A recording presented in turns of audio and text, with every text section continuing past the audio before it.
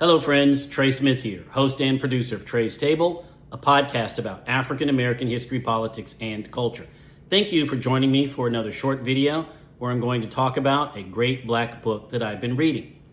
I'm a graduate of Hampton University, one of the greatest HBCUs, and we don't talk enough, I think, about the role and the impact that HBCUs had on the liberation struggle here in the United States. And we certainly don't talk enough about the role that faculty, staff, and students from HBCUs had on the African independence struggle. Now, if you're looking for a great book that tells this story, I highly recommend you read this book.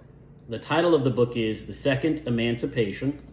The subtitle is Nkrumah, Pan-Africanism, and Global Blackness at High Tide. The author of the book is Howard W. French. He is a professor of journalism at Columbia University. This book is the second part of a trilogy that tells the story of Kwame Nkrumah. Kwame Nkrumah is one of the most influential and powerful figures of the African liberation struggle of the 20th century, a really, truly influential global leader who helped unite the African diaspora. One of the impacts that Kwame Nkrumah had was he strengthened the relationship between African Americans and Africans. He also strengthened the relationship between Africans in Europe and Latin America and helped us understand one important dynamic.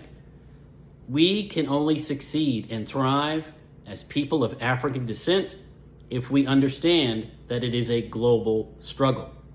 This is such an incredible book, and what I loved about this book, again, the second part of the trilogy, is that it deals with Nkrumah's time in the United States during the 1930s. A time period during which he had the opportunity to meet some of the most important and pivotal figures in African American history, and many of these individuals were on faculty at historically black colleges and universities. It's a book that raises so many important themes about the power of travel, about the strength of the African diaspora, and how the civil rights struggle in this country inspired our brothers and sisters in Africa. Again, the title of the book is The Second Emancipation. It's by Howard French. And if you have a desire to learn more about the relationship between Africans and African Americans, to learn more about the African liberation struggle, and also just to get another great example of the power and influence of historically black colleges and universities, I highly recommend you take a look at this book. Again, it's The Second Emancipation by Howard French. I'm Trey Smith, host and producer of Trey's Table, a podcast about Black history, politics, and culture.